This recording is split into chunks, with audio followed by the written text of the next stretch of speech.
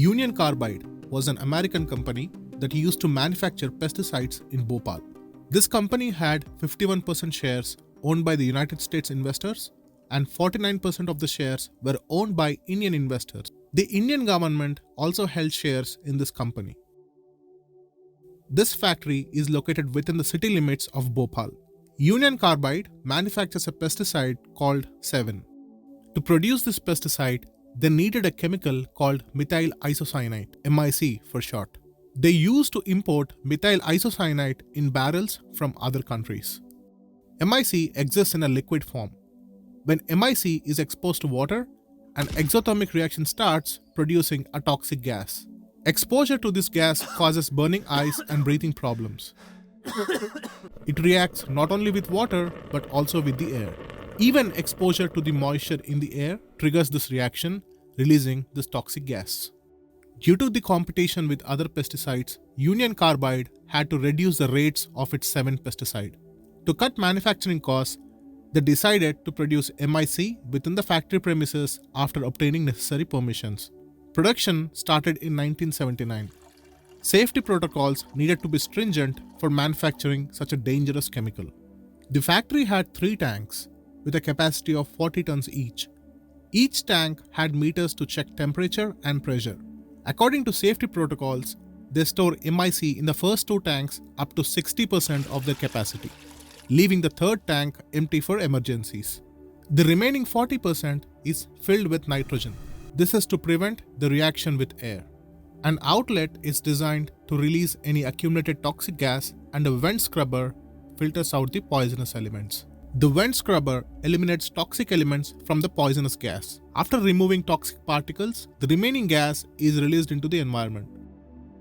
On December 2, 1984, during the night shift at around 9 p.m., the supervisor instructed their workers to clean the pipes that was connected to the tanks.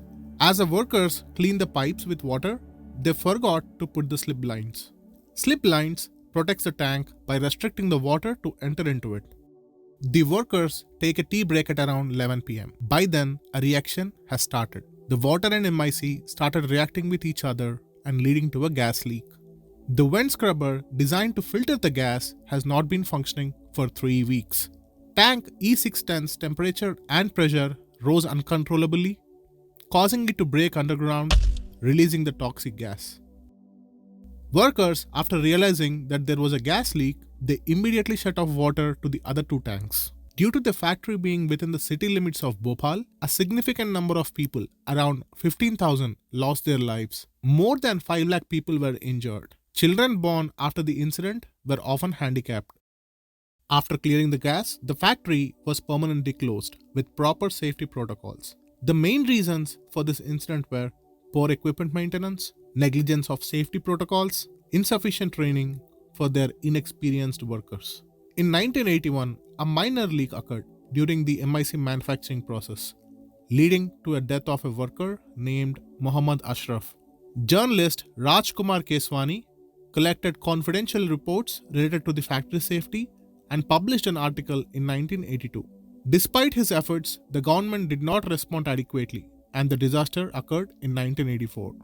The chairman of Union Carbide, Warren Anderson, was arrested by Madhya Pradesh police, but was released on bail within 6 hours and he flew back to the US on a government plane. In 1987, Indian courts summoned Anderson and UCC executives, but they did not appear in court.